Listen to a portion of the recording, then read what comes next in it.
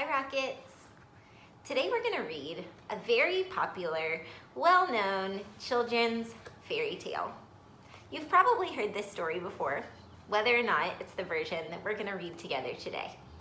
This story is Goldilocks and the Three Bears, and this version is retold by Bonnie Dobkin and illustrated by Rajesh Tanwar. Today as we read Goldilocks and the Three Bears, we're going to stop to compare some of the things in the story. To compare is to think about how two objects or items, or more objects or items, are alike or different.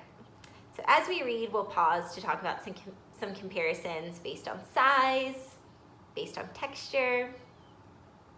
I'll show you what I mean as we read. Let's get started. Goldilocks and the Three Bears, retold by Bonnie Dobkin and illustrated by Rajesh Tanwar. Once there was a little girl with a bright, happy smile and long, curly blonde hair. Everyone called her Goldilocks.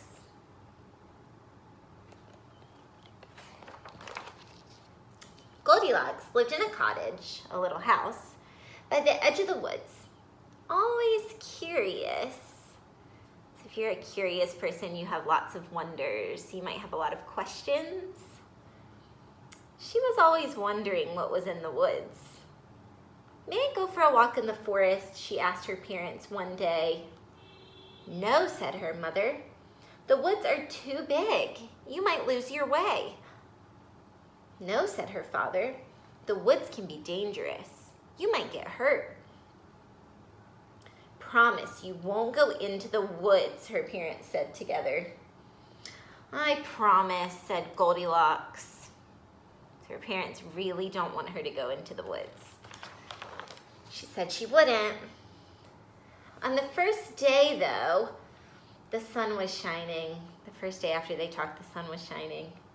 The air felt fresh and cool, and the branches of the trees seemed to be waving at her.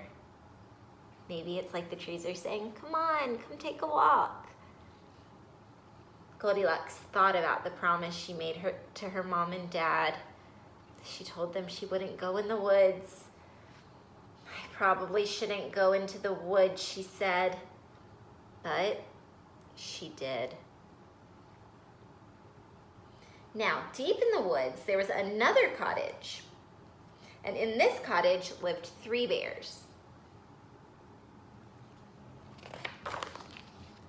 Papa Bear was a great big bear with a great big voice. He liked to fix things around the house and he loved to cook. Mama Bear was a medium-sized bear with a soft, sweet voice. She liked to work in the yard and she loved to sing. Baby Bear was a very small bear with a thin, squeaky voice. He liked to do whatever his parents were doing. Let's stop here for a moment and make a comparison.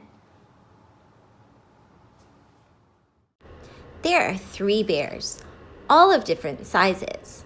One is very big, one is very small, and one is medium-sized. Big and small are opposites. These are two comparing words that show us just how different Papa Bear and Baby Bear are in size. One morning, Papa Bear made a big pot of delicious porridge. Porridge is kind of like oatmeal. He filled 3 bowls to the very top. He filled a great big bowl. Then he filled a medium-sized bowl. And finally, he filled a very small bowl with pictures of honeybees on it. The porridge looks wonderful, said Mama Bear. The porridge smells wonderful, said Baby Bear. The porridge is wonderful, said Papa Bear. Eat up. Yow! Cried Baby Bear. The porridge is too hot. He's right, said Mama Bear, looking at Papa. Well then, said Papa, why don't we go for a walk until the porridge cools? Hooray, said Baby Bear. fanning his tongue. And they set off into the woods. Because the porridge is too hot, they're going to go for a little walk while they wait for it to cool down. But just as the three bears left for their walk, someone came running out of the forest. It was Goldilocks. "Why didn't I listen to my parents?" she said. "Now I'm lost. I don't know which way to go." Then Goldilocks saw the cottage. Always curious, she wondered who lived there. She knocked on the door. "Hello?" she said. "Is anyone home?" Of course, no one was. The bears had gone for their walk. She kept knocking and the door swung open. "I probably shouldn't go inside," she said, but she did. Remember when Goldilocks said, "I probably shouldn't go in the woods," and she did anyway? Now she knows she shouldn't go inside the bear's house, and she is anyway. The first thing Goldilocks saw was a cozy living room. In it was a fireplace and 3 chairs made of wood. One was a great big chair, just like Papa Bear, with a tall back and thick arms. One was a medium-sized chair, just like Mama Bear. It glowed in the light and had soft, fluffy cushions. And one was a very small chair, like Baby Bear. And it had butterflies painted on it. Goldilocks suddenly realized that her feet hurt. "This isn't my house," she said. "I probably shouldn't sit in those chairs." But she did. First, she sat in the great big chair. The scratchy wood left splinters in her bottom. "Ouch," she said. "This chair is too rough." Next, Goldilocks sat in the medium-sized chair. The chair was so slippery, she slid right off. "Whoops," she said. "This chair is too smooth." And finally, she sat in the very small chair. "Ah," sighed Goldilocks. "This one's just right." Let's stop here to make another comparison. Smooth and rough are opposite words, too. Papa Bear's chair is rough, like a scratchy rock or a piece of sandpaper. Mama Bear's chair is so smooth, like a round marble, that Goldilocks slips right off. Baby Bear's chair is in between. It's just right. She was sitting in Baby Bear's chair, and then, crash! The chair broke all to pieces. "Oh no," said Goldilocks. "Look what I've done. I have to leave." But then she smelled a wonderful smell.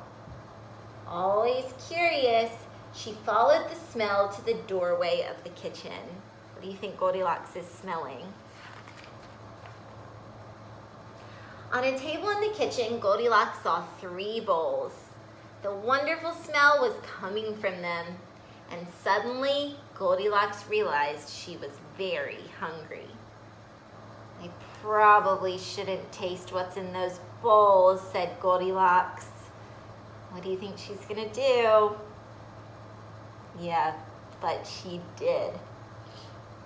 First, she tasted the porridge in the great big bowl. "Ow!" she cried. "This porridge is too hot." Next, she tasted the porridge in the medium-sized bowl. "Ew," she said. "This porridge is too cold." Finally, she tasted the porridge in the very small bowl. It wasn't too hot and it wasn't too cold. "Yum," said Goldilocks. "This porridge is just right," and she ate it all up. Let's stop once more to make another comparison. Here's 2 more opposite words, cold and hot. In the story, Papa Bear's porridge is really hot. Mama Bear's porridge is the complete opposite, really cold. They're super different. Baby Bear's porridge is right in the middle. It's just right. So maybe we would say that Baby Bear's porridge had cooled off, or maybe we would say Baby Bear's porridge was still warm. Now Goldilocks saw a stairway leading up to another floor of the cottage. Always curious, she wondered what was at the top of those stairs. I probably shouldn't go up there, she said. But she did. At the top of the stairs, Goldilocks saw 3 beds. One was a great big bed that was painted blue. One was a medium-sized bed that was painted red. And one was a very small bed with a blue and red frame. Suddenly, Goldilocks realized that she was feeling very sleepy. I probably shouldn't try out those beds, she said. But she did. Noticing that over and over, Goldilocks knows that she shouldn't do these things, and she does them anyway. I think she's going to get herself in trouble doing that. First, she tried the great big bed. Her head went down with a thunk. Eek, she said. This bed is too hard. Next, she tried the medium-sized bed. This time she almost disappeared. She could barely breathe inside all of the pillows. "Oomph," said Goldilocks. "This bed is too soft." Finally, she tried the very small bed. It wasn't too hard and it wasn't too soft. "Ah," said Goldilocks, "this bed is just right." She snuggled under the covers and fell fast asleep. Let's stop here and make our very last comparison. Papa Bear's bed is so hard that Goldilocks' head goes down with a thunk. The opposite, Mama Bear's bed, is too soft. She almost disappears in all the pillows. Hard and soft are completely different. But Baby Bear's bed, just like his porridge and just like his chair, is in between. It's just right. A little while later, the 3 bears returned from their walk. They stopped in surprise when they saw the open door. "Oh no," said Mama Bear. "Someone has been in our house." "Be careful," said Papa Bear. "That someone could still be in here." The 3 bears tiptoed into the living room. "Someone's been sitting in my chair," grumbled Papa Bear. "Someone's been sitting in my chair," gasped Mama Bear. "Someone's been sitting in my chair," squeaked Baby Bear. "And that someone broke it all to pieces." They hurried into the kitchen.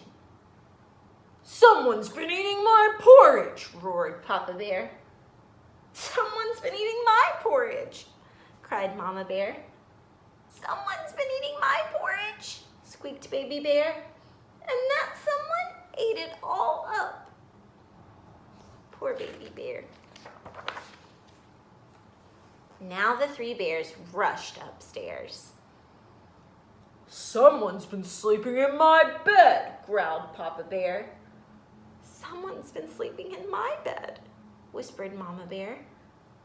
"Someone's been sleeping in my bed," squeaked Baby Bear, and that someone is still there. Papa and Mama Bear rushed over next to Baby Bear. They looked at Goldilocks. They looked at each other, and Papa Bear let out a great big roar. Goldilocks woke up. Look at her face. First, she saw a very small bear with wide eyes. Next, she saw a medium-sized bear with a worried frown. And then she saw a great big bear with great big teeth and great big claws. And Goldilocks shrieked. What do you think she sounds like right now? Goldilocks jumped out of the bed, rushed across the bedroom, leaped down the stairs, ran through the kitchen, raced across the living room, and burst out the door. She ran and ran and ran until she saw her own cottage through the trees at the edge of the forest. She got out of there fast. Her mother and father were standing in the doorway, and Goldilocks ran up to them. "We've been so worried," they cried, giving her a hug. "I'm sorry," said Goldilocks. "I should have listened to you." Remember, they told her not to go into the forest. "But at least you're safe," said her father. "Come in the house. I'll make you something to eat." The next day, Goldilocks sat out on her front step again. She could see the forest, and the trees seemed to smile at her.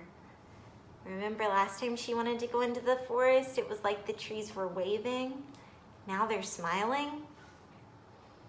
"I probably shouldn't ever go into the woods again," she told herself.